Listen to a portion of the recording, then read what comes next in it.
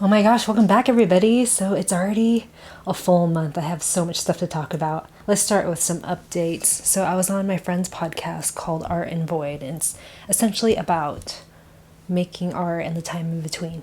A lot of podcasts talk about creative processes and stuff like that, but in the interview that he did with me, I talked about how I feel like I'm coming out of it now, but at the time I was in this space where for months and months I haven't had any encouragement or self-encouragement, I guess, on making new content or making new things in ceramics. So I took a break from everything, and during that time I was very much seeking mentorship, helping out other people with their creative projects, and then also just focusing on things outside of my own work. I guess in a way, in order to move my work forward. It's a scary situation in that much of my income depends on me having creative ideas or creative thoughts and planning out content and work for other people as well. And I felt like I was falling behind. So I guess in that podcast I spoke a bit about that, and this was months ago, so my perspective has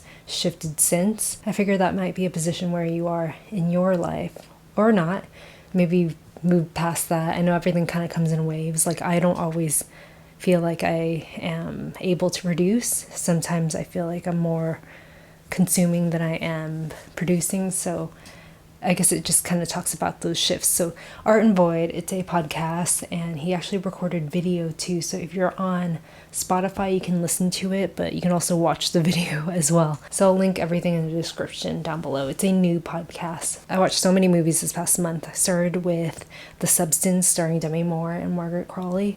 And that's a movie release. It's a horror film, which is totally not what I thought it was going to be, but I like the messaging behind it. And I like Demi Moore in this role because it seems very empowering in a sense. Because like her entire career, I've always been slightly annoyed seeing her because she's always portrayed as this hot icon and like unreachable and like just so perfect and stuff. And this movie really just rips her to shreds, and I'm so surprised that she took on a role like this, and it makes me like her a lot more, and I don't know, it just makes her more human. I also watched Beetlejuice, the second one. So the week before, I watched the original one with Lauren, and we hadn't seen it since, well, I haven't seen it since, I don't know, 20 years or something like that, so I didn't even remember what it was about. The original is amazing. I love the costumes, I love the colors, I love all the characters. And the second one, Beetlejuice, it's been, I guess, like 36 years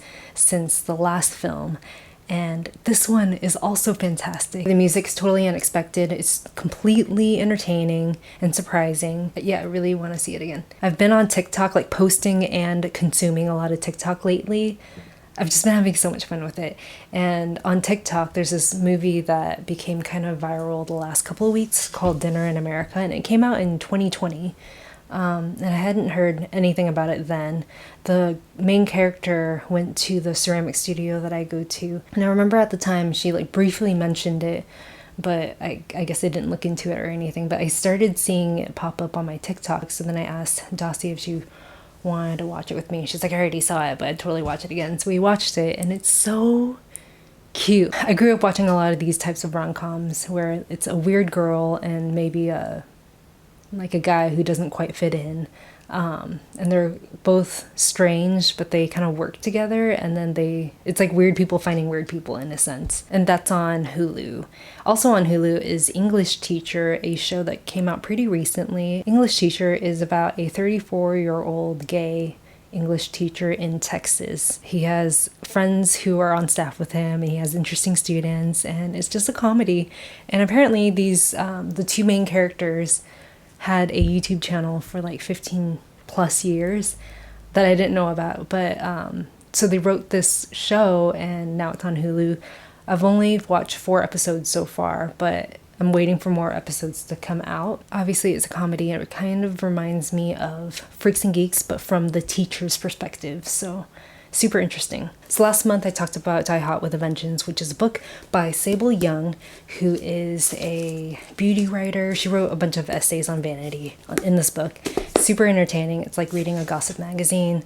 It's a lot about her childhood, which is strangely in alignment with my childhood in terms of beauty and beauty standards. Along with the release of the book, she also released a perfume, and she sent it to me after seeing my review on her book last month. And oh my gosh, I got this a few weeks ago and I've been wearing it every single day. I love the packaging of it. The scent is like, I think she described it as like if you were to open up your rich aunt's Birkin bag and then smelled the inside of her bag. So if you can imagine, it's suede, lipstick, spilled wine. I'm smelling a little bit of like grape juice or maybe cherry juice. It's glamorous and addicting and it lasts all day on me. And how I apply my perfumes, I've been doing this recently where as soon as I get out of the shower, I'll spray it directly on my body, just one pump directly on my skin. And so it's only for me. It's classy, it's not too sweet. I love this and I can't believe I have a bottle because I know that she didn't make that many, so I'm gonna cherish this forever and use it sparingly. Last month I talked about a sunscreen by Iris and Romeo that I used up. It was called Weekend Skin. I really liked it, however I said that I wouldn't repurchase it because I wanted to try other things. It's kind of hard for me to go through and use an entire product unless I truly love it, in which I did really like this product. I just have so much sunscreen to go through. However, they just sent me this. This is Iris and Romeo. It's called Best Skin Days. It's a foundation with SPF benefits. I do apply additional sunscreen just because I don't think I use enough of this product in order to call it sunscreen. You know what I mean? But the cool thing about this is that the texture of it is kind of like Maybelline's Dream Matte Mousse. When you apply it with your fingers, it blends in super easily. You can apply it with a brush also and just kind of let it melt into your skin. I like to apply it with a paddle foundation brush and then blend it out with one of these guys. Do you remember this? This is an Artiste brush that I've had for so many years. It's been almost 10 years now. I kind of stopped using it in all honesty because other people stopped using it on YouTube. But then recently I was going through my stuff and I pulled it out because I remembered Lisa Eldridge saying that she uses a two-brush method. So she uses one makeup brush to apply her makeup and then one really dense makeup brush, like this Artiste brush, to blend everything out afterwards. So in a way, it's kind of like a removal brush. So I started using that method and it's made, like any foundation that I use, it's made everything just look so much better. So if you have a dense brush, if you have this brush from 10 years ago, bring it back into your rotation because you'll find that it makes your makeup just look so much more lived in and just more smooth and like, I don't know, it looks so much more professional after you finish it off with this brush. And it also feels like such a nice ritual because it's such a luxe, dense brush. Some blushes that I recently got in PR, these are from Armani Beauty. I love these. So I got 3 shades. I got 50.5, which is a peachy color, and then 41, which is flaming red, and then 62, which is a mauve-y, almost lilac-y color. These all look so good on, but really, like, obviously this one is my favorite, the bright red, because it just looks so classic. It makes your skin look like you have that sunburnt glow, and this looks great if I'm not wearing a lot of makeup. However, I have been doing my eyes up a little bit more, and I've been using this one right here, which I didn't think would look good on my skin because it has a white undertone, but it actually shows up and it looks really good and I love it. And I usually apply the liquid blushes on and then apply a light layer of bronzer right over top to kind of set it in, but also to make it look more washed out in a way. Oh man, I remember like 10 years ago, Armani had a blush that was in a dropper situation, similar to this, but I remember looking at it and just like really wanting it, and I just couldn't justify spending that absurd amount of money on a blush.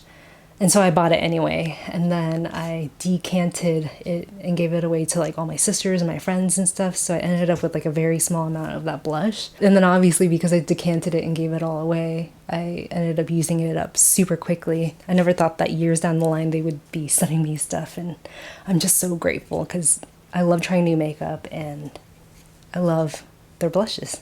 Speaking of PR, I got this in PR a few weeks ago and I was so excited. If you were there for the unboxing in my vlog, you would see the excitement in my face. But so when I was growing up, when I was a teenager or a preteen, I would go over to my cousin Amy's house all the time, and she had a mom, or she has a mom who works at a hair salon, so she would constantly bring magazines back, and we would spend hours, days, just flipping through the magazines and looking at just everything that's going on, trends, makeup looks, like all of that. One of my favorite things to look at is the flat lay of celebrity makeup bags. So what it would look like is a makeup bag that's like spilled out and all the components on the inside are spread out like perfectly in a very nice composition. There would be little white spaces in between, and then they would write little details about all the products that they have in their makeup bag.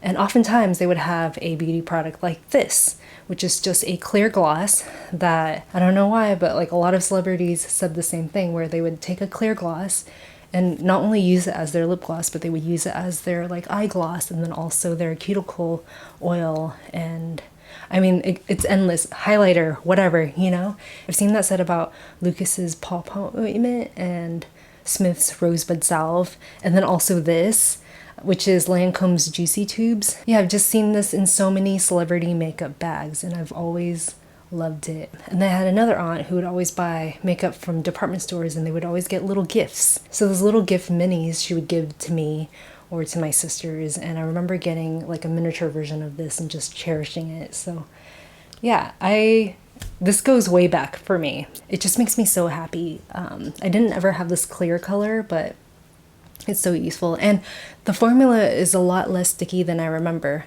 And I also collected the one from L'Oreal too. I remember there was one called Watermelon Crush that I just absolutely loved. Yeah, I'm so happy to have this back in my life. And then also, this is also from Lancome. This is, what is this called? A Butter Bomb? Yeah, Butter Glow. And the color is Million Dollar Berry. And it's kind of like Clinique's Black Honey. And this is what I have on my lips right now. And I really like it because it's just a deep cherry wash, but it's also super moisturizing. In terms of lip products, everything that I want to use, everything that I've been reaching for, it's mostly been more moisturizing lip butter balms or like tinted lip balms, moisturizing balms. Okay, the things that I've been wearing and loving. I have this jacket. It's a suede jacket from Cezanne. So on my Pinterest, I put a lot of like looks together, and one repeat item that shows up every single freaking year is a suede jacket. And so I got a credit from Cezanne, and they happen to have this jacket back in stock. It comes in and out of stock pretty often, so it was in stock. So then I ordered it immediately, and I actually had this jacket, exact jacket, in a size extra small before, but it was so tight on the arms that I ended up selling it. And then now I have it in a size medium, which is a little bit loose, but I like it like that. And the only thing that I would say that I don't absolutely love about this jacket is that the inside isn't lined. So if you were to wear something that is slightly abrasive on the inside, it will rub off a little bit on you. So this suede inside, a little bit of suede will get on you in like eraser bits, if that makes any sense. So that's why I have this silk shirt underneath. So this is kind of like my makeshift liner. So I've been wearing these two together. Besides that, I really like this because it's a much lighter weight than my other suede jackets. So I feel like it's better for California weather. It doesn't really get that cold here in LA, so that's pretty great. And then also, I love the deep pockets. I've been wearing it a lot, especially to events and whenever I'm DJing. A suede jacket is a classic. I think they always look great. And there's always vintage suede jackets too, so if you're in the market for one, go that route first. I was DJing a few weeks ago, and my friend Stephanie came, and she was carrying this purse. It's this little tiny cute purse. It looks like canned soda tabs, but when you come up close, they're actually little tiny discs. And I thought it was super cute, and when you just have it on your table, it's a little bowl like this, but when you have it on, it's like a full-on jingly purse. It's adorable, and it's from a brand that she works for, and so she sent me one the following day, and yeah, I've just been loving it. I think it's such a work of art. The brand is called Moda Luxe, and she gave me a discount code, so I'll link that in the description if you're interested.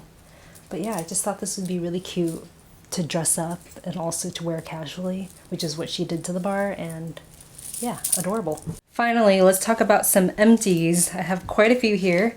So first off, this is Necessaire, the body wash, eucalyptus.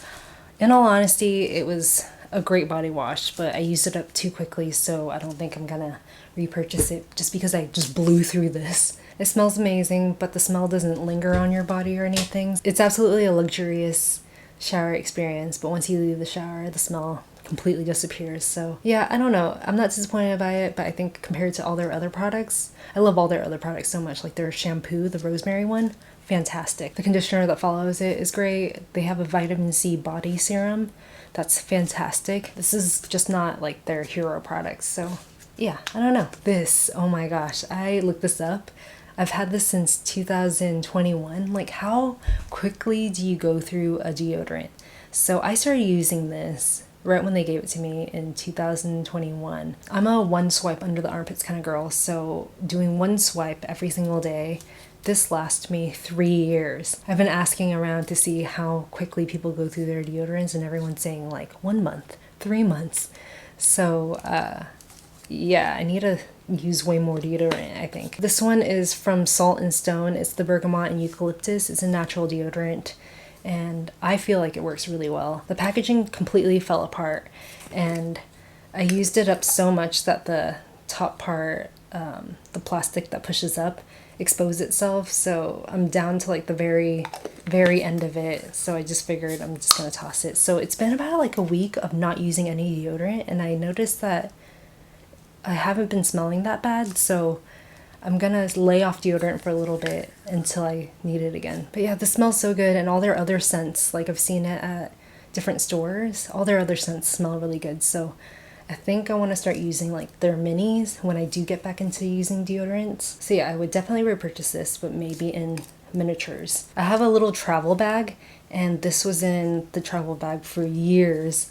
It's the Oribe Gold Lust Dry Shampoo, and I don't bring this with me when I'm traveling on an airplane because it's an aerosol can. Going through my travel bag pretty recently, I realized I should just use this up since I've had it for so long. Obviously, this is just a little sample size. I haven't had like months and months of use of it, but I would say I wouldn't repurchase it only because I have found a dry shampoo that I love so much.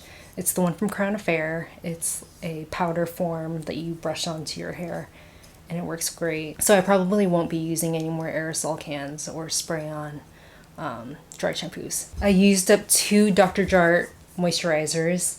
So this one right here is the Dr. Jart Sleep Hair Intensive Soothing Repair Mask. This is a nighttime moisturizer. It's a gel type formula. I did talk about this in my favorites a couple months ago. It works so well for dry skin. I actually gave one to my sister who lives out in the desert, and she said it was like night and day. It's fantastic. And during the summer when my skin was extra dry, I was using this on my skin during the day. And I mean, it's beautiful. I'm definitely gonna repurchase this. And then I also have this right here, which is the Dr. Jart Ceramidin Skin Barrier Moisturizing Cream. It's a thicker cream. These are both very much nighttime creams. This one says that you can use it day and night, but really it's super thick. So unless you have dry skin, I don't know if you would like this so much. But I love everything from Dr. Jart. So yeah, I would definitely repurchase both of these for my skin type. It just gets on so well with Dr. Jart products. Yeah, so those are all my favorites for the month of September, and also my empties. I hope you enjoyed this video, and if you have any questions at all, please leave a comment down below, and I will see you in the next video.